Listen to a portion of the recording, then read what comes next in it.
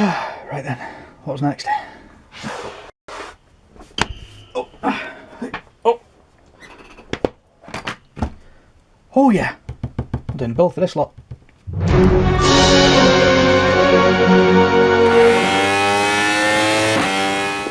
Hi guys, it's Tony for eModels.co.uk. Welcome to the Tamiya 1/12 scale Yamaha YZR M1'09, which is a bit of a mouthful, so if it's all the same with you, I'm going to call this Yazza from now on. I've been model making now for roughly 25 years, give or take. There's been a few breaks in between and things like that when I've got off and done real life things and come back and stuff like that. I normally build tanks, planes, science fiction and things like that, but I did go through a phase a few years back now of building cars and stuff like that. They weren't excessively brilliant, they weren't like my tanks and my planes, but yeah, they're nice shiny things. However, a magazine I used to read back then, this is talking about 10 years ago, used to talk about these bikes all the time and how great they were, and I've always wanted to build a Tamiya bike, and now I've got a chance to do so. So it's always good to step out of your comfort zone, build something different, learn a few new techniques, and then you can take that back to your preferred genre. Quick look around the kit. I've already had this box open, as you can see, and at first you think, oh my good grief. Hopefully some of you guys are going to be watching this, you know, if you're coming to the hobby for the first time, there's nothing to be afraid of, really isn't. I'll talk you through as much of this as I can. So we've got all the fairings and things like that there, off the front and the back of the bike. So that's all the nice shiny bits that are going to have all the decals on. Trust me, I'm going at the thought of doing decals too. As often as I do them, I still got that heebie-jeebies. Then we've got the main front cowling. It's glorious. And then we get the windscreen. And what looked like a couple of wheels, I think that's off the rear stand. And then we get all the engine bits. So it's quite a simple kit, really, in terms of how many parts you get. It's got all the engine parts here, and a big radiator scoop, and all the greeblies and suspension forks and things like that. And then we get the swing arm. There's a lot of bike people hopefully watching this, and they're going to be going, you know nothing about bikes, which is true. I know absolutely nothing about these super bikes, apart from they go around the track very, very fast, and I enjoy watching that, but I haven't got a clue what the actual parts are. So hopefully we can learn something together here. I think they're swing arms, by the look of it, and then some kind of spoiler over the wheelie protecty thing. See, I know nothing about bikes. And then we get a couple of rubber tyres, so I'll hopefully take shelter, get rid of that really horrible seam line that I can see in there straight away. And loads and loads and loads and loads and loads of tiny little screws, which I know for a fact are going to go flying across my bedroom. Yay! So we'll figure that out at some point. Right, and then we get instructions and decals and masking. As you can see there, masking. Yeah, that's going to be fun.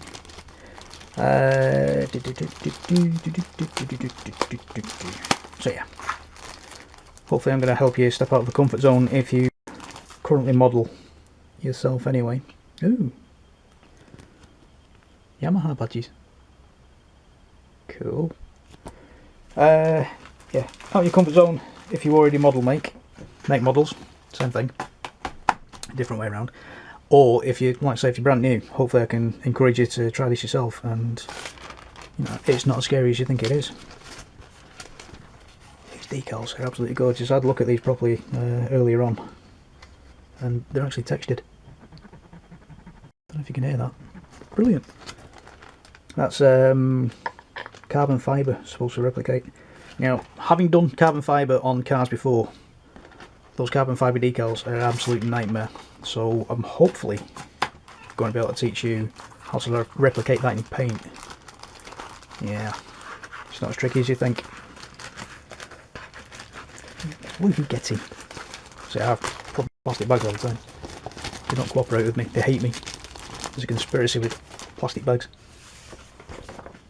And then we get the instructions, which is the bog standard Tamiya thing, which I'll talk through properly in a minute, and then you get lots and lots of lovely reference photos,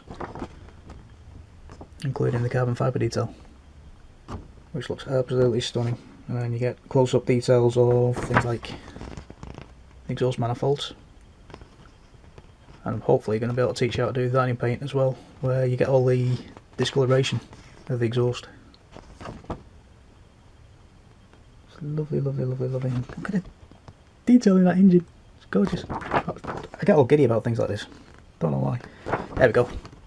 Discoloration in the exhaust pipes, so you get all the blues and the purples and things like that.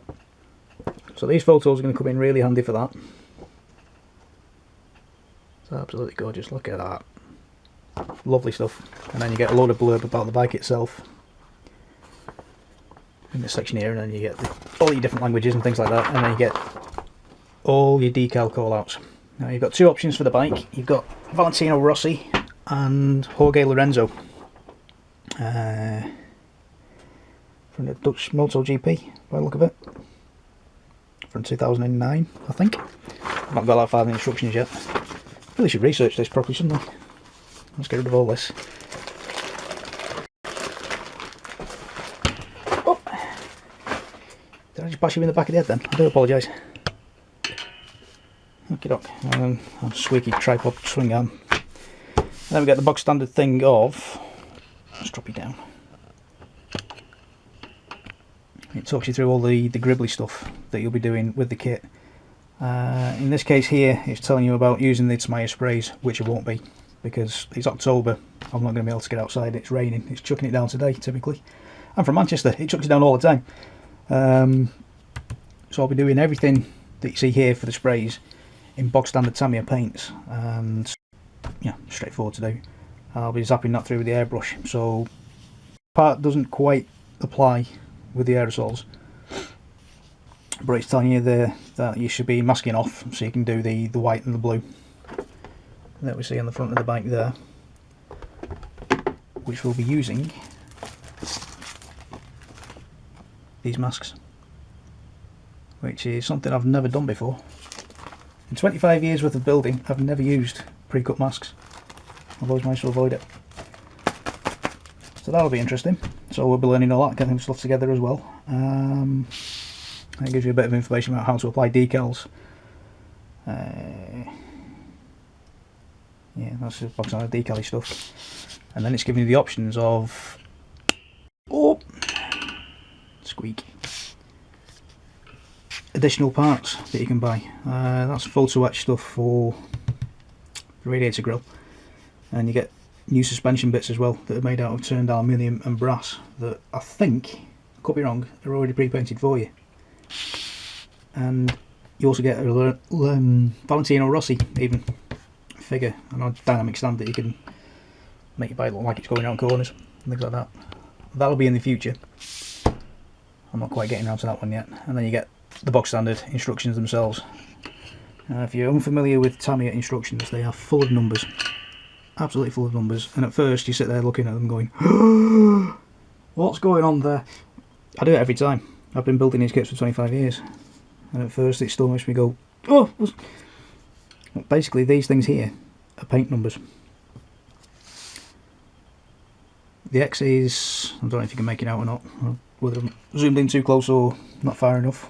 Close enough? Far enough? Even. Basically X is a gloss, XF is flat, yeah, F for flat. I'll get the words out in a minute. And just having a quick look through them all, you're constantly zipping around in your head. What I tend to do is circle these, just to call them out. And you do get a paints list at the beginning, and tools that you'll need. So all that's straightforward enough. But just take the time to have a look at the instructions properly. Don't go blasting straight into it. Just have a look at the instructions, make a note of the numbers.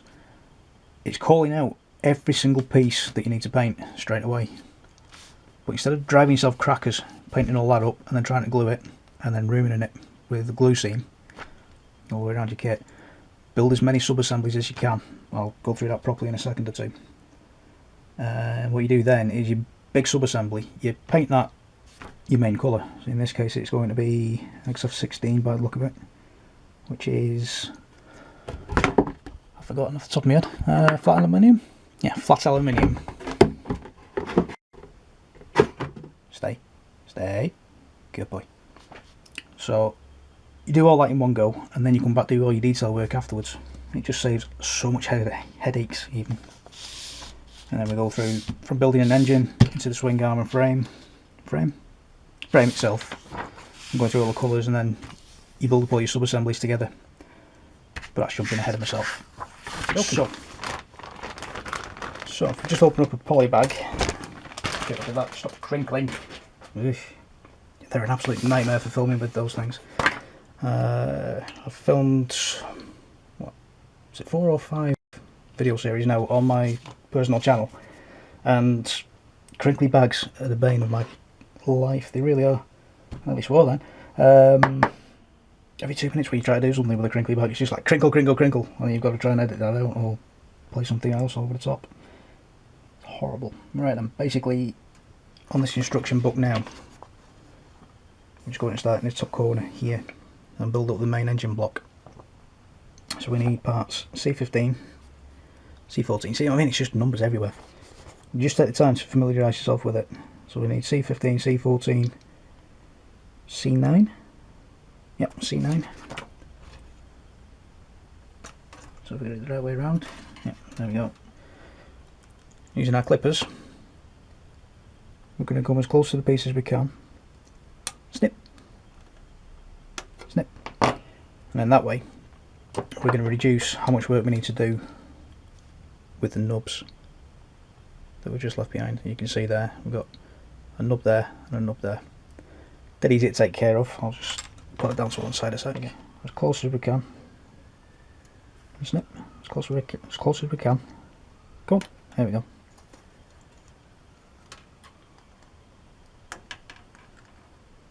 Snip. Yeah. The straight pieces, it's really straightforward.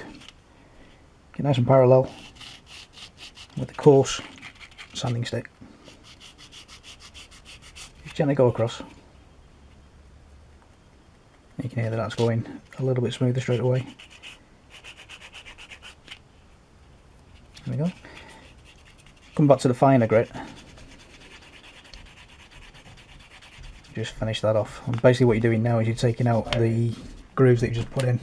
Apologies for the burp in the background. My dad's just come upstairs for the wee. So basically what we're doing now is we're just reducing the amount of grooves that we put in with the coarse stick. So if you can imagine putting 16 grooves in, we now put in a couple of hundred grooves, and then you go thousands into millions, if that makes sense. So we're going right now with the finer grit, and then come in with a polisher. That squeak means that it's done, and that is now lovely and smooth right across there. It's lovely. The second way you can do that is, if you haven't got these polishers, don't worry about it. Just very, very carefully have a shave with the knife. Very carefully, because you will cut yourself, trust me, I've done it many times. And if we come back to the engine block itself, you can see we've got the curve now around this corner. And basically what this sponge does, if you can see, it squishes against it, against the part. So you can very gently go around a curve. If we use a completely flat blade, we've got danger now of straightening that off, which is a bit of a nightmare, as you can imagine. And then the same process, we go back through the grits.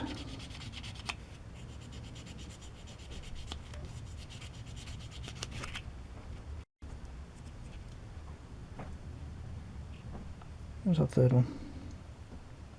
Here he is.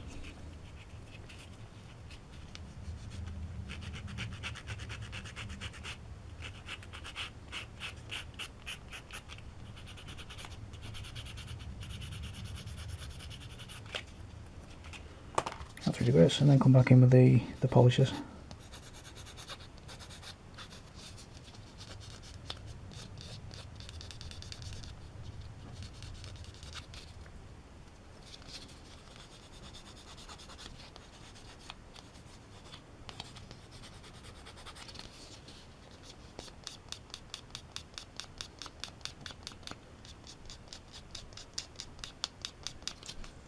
like so. Okay, so I've got those ready, and what it's asking for now is one of these ridiculously tiny polycaps. Absolutely ridiculously small. So we're going to hold that in. Did I mention tweezers earlier? I don't think I did I? Get yourself some of these clamp tweezers. As many pairs as you can. Don't worry if they're pink or not. Not going to laugh at the colours. Oops. That's ridiculously tiny. It really is. Just very gently snip away. And then put these somewhere safe. That is ridiculously small. Now, it's telling me that before I glue all this together on the instructions, it lines up with this massive great big peg here, which goes into that hole. Don't know if you can make that out. My camera keeps focusing on the eModels thing. Let's get some better lighting. There we go. That's better. So that ridiculously tiny peg there, polycap even, goes behind that peg, so it goes into this hole, and then at some point something screws into there with even tinier screws. So if we very gently, very carefully pop that into place, he says, there we go, and push that home with ridiculously tiny needle nose pliers, like so. Give it a gentle persuasion.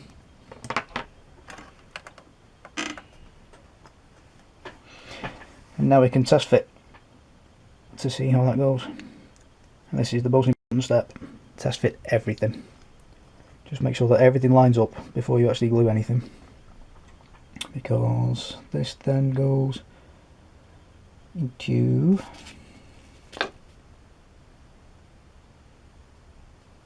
Get that the right way around, that'll help. Here, like so. Just to build everything up. What we can do now is take in the extra thin cement. Being very, very careful we don't knock this over. If any of my regular viewers are watching this, you'll know. You'll be able to tell everybody else, yes, I do knock stuff over a lot. I really do. So I'm just going to make sure it's all lined up still. And from this back edge here, we're going to drop some of this ridiculously thin glue. I'm saying ridiculously a lot in this video. Oops, that's too much. Just in the corner there. And the wonderful scientific process of capillary reaction zips that glue all the way down that back seam line there. So I give that a tiny little squish just to make sure. And then we do the same on the opposite side. There we go.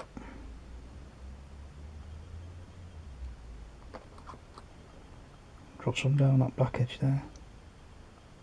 As you do this, you'll actually see the glue zipping along the seam line.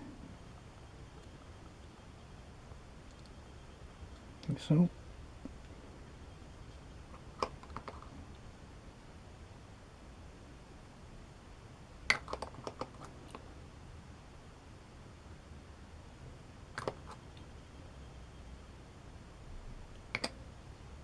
Again, just give it a squish.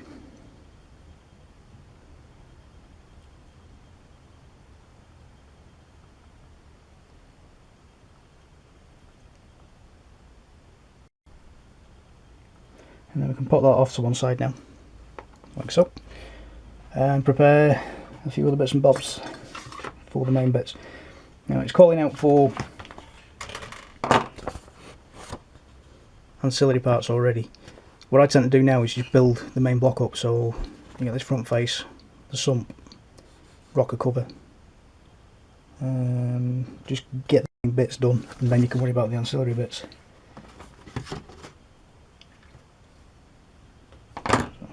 Not glue top on. Like I say, I'm renowned on my personal channel for knocking stuff over.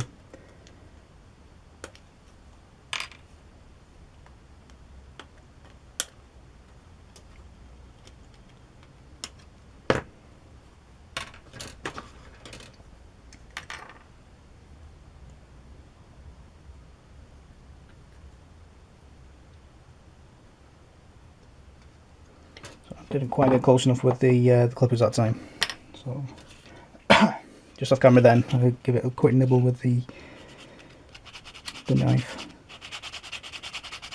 and then I realised I was out of shot, so you didn't see any of that. Do apologise. I'm well known for that as well. It's my catchphrase. Show the people, Tony.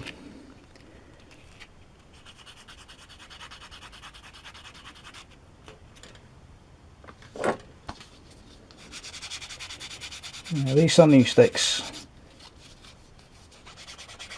were sold a long time ago on the eModels website. That particular brand isn't available anymore, but there are others on there. Just pop along, have a quick nosy, tell them I sent you. They'll probably buy you. No, they won't.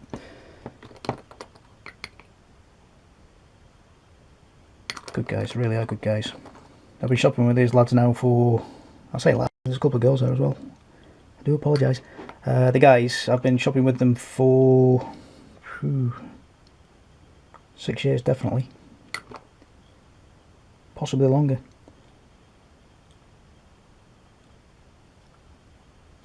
And as the saying goes in another contributor's video, if they haven't got it, you don't need it. That's how good they are.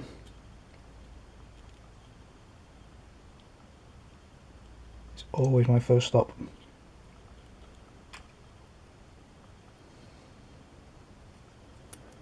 And the famous Tamiya engineering kicks in again. You see the little tabs there at the top line up with these little tabs, cutouts even on the underside. So hopefully, there we go. Beautiful fit. Absolutely stunning. So just a couple of lines I need to take care of there. Lines? Nubs. Nubs, lines. So that's what I was saying originally. This particular brand of sanding sticks isn't available, but they do have similar on the website. I think it's UMP retail at UMP Master. I'll run the name here somewhere. That's something else I'm well known for as well. Scatterbrain.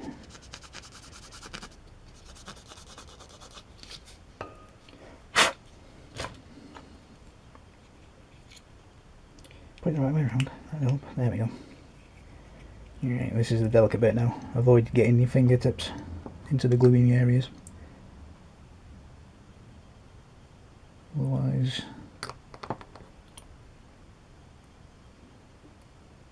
you will forever see your fingerprints. That's too much. Easily fixed. I'll show you that on a scrap piece if you do manage to stick a fingerprint in. There we go. There's one main engine block. Let's get this sorted out.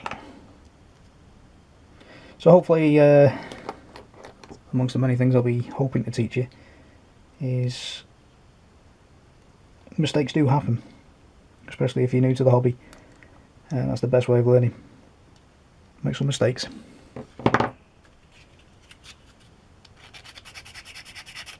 What I'll hopefully do is be able to teach you how to correct those mistakes. Like I say, I've got a few scrap pieces knocking about, so I'll show you a thumbprint and how to mend that. When I eventually get round to painting, I'll do a quick nasty tutorial on the airbrush. Won't be exact, but it'll give you a better idea of what to do and what not to do. Again, lining tabs up. And what I've not explained about this glue yet is it's what's known as a hot action weld. So basically when we drop it in, like I say, capillary action helps it zip along all these little seams here. Where it does on a molecular level, I can't get my words out today. What it does on a molecular level is it, when we drop it in, like I say, capillary action helps it zip along all these little seams here. Where it does on a molecular level, I can't get my words out today. What it does on a molecular level is it, when we drop it in, like I say, capillary action helps it zip along all these little seams here. Where it does on a molecular level, I can't get my words out today. reacts with the plastic. Let's give that a squish. There we go. You can see that better now. It reacts with the plastic at the molecular level, and instead of two halves being joined together like that, like you would get with super glue, what it actually does is it helps knit the two pieces of plastic together, like so. And then if you give it a squish, you actually see the plastic coming back out through the seam, so it helps to fill the seam at the same time. And that basic knitting together is the weld, which you don't get with super glue. I say super glue just puts two things together, whereas this, it's quite a strong joint once it's set. And with this extra thin stuff, you don't get much of a playtime, whereas with the white stuff, when I get around to demonstrating that properly, you do get a little bit longer because it is goopy.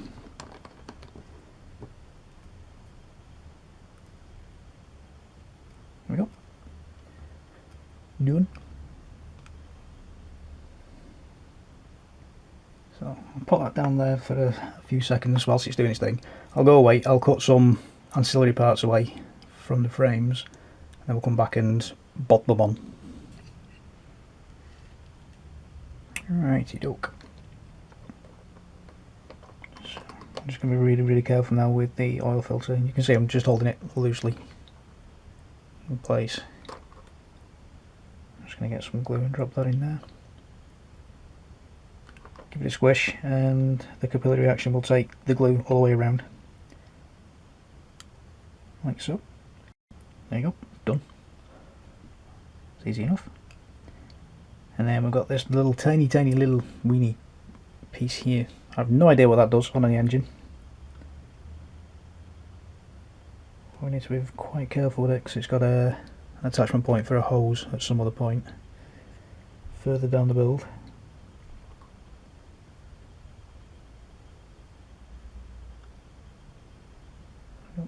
Drop of glue, give it a little squeeze, and that's done.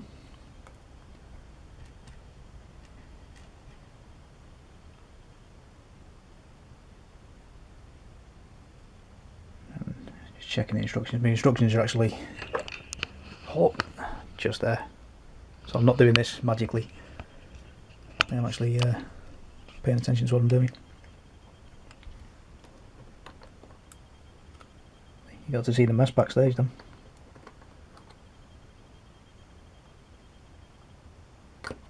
You start these video builds with all good intentions of, you know, I'm going to keep my desk tidy and things like that, and then I've literally just finished one now, and yeah, I've not tidied up. I've just gone straight into this build.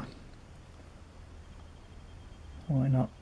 Okay, there we go. There's some kind of breather pipe. I have no idea what the anatomy of this engine is at all. So I've got a flashy battery indicator up here, so I'm just going to swap the batteries out really quick. Back in a second. Just off camera. Oh, what's that? Get off. Just off camera whilst I was changing the batteries out. I've also prepared these next bits. Just cut that knife in before I nearly nick myself. So again, simplicity of the engineering of a Tamiya kit. 9 times out of 10, if something doesn't work on a Tamiya kit, you're doing it wrong. That's how well engineered they are.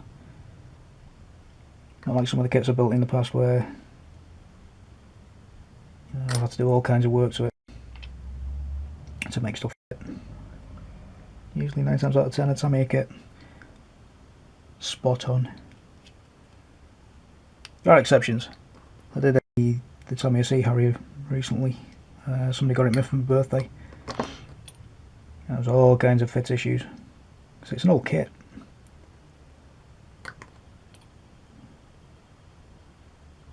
Yeah, it's the 1982 bird that went off to the Falklands, and you know, it's a good 30 years old, that moulding. So there were quite a few issues.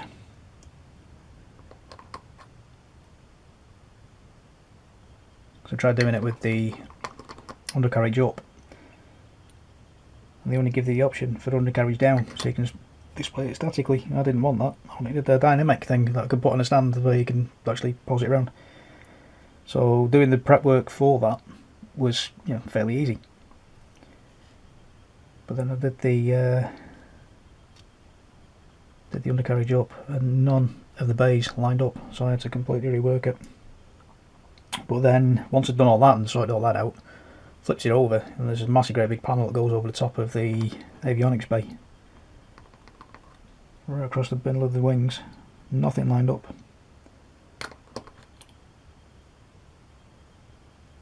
So I had to do a fair amount of work to make that look right.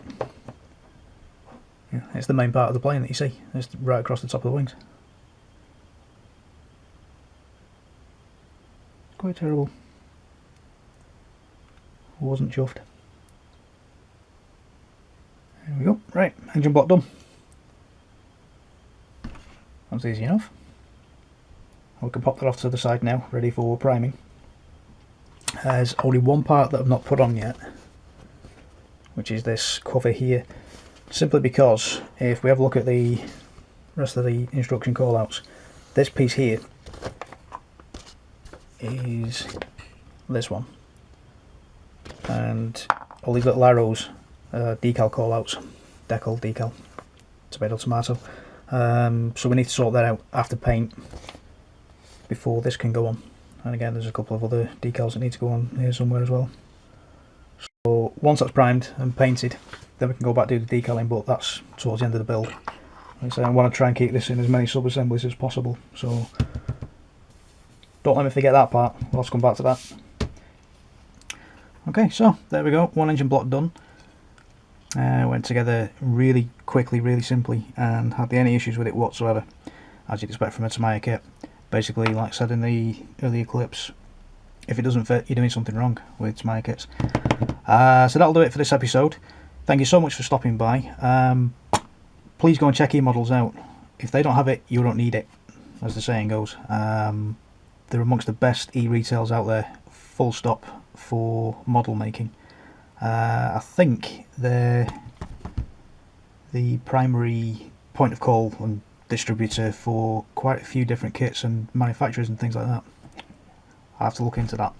I'll get back to that in episode 2. However, thank you for watching, and join me in part 2 and we'll go on to explaining how we did all the subframes and things like that. So, see you soon.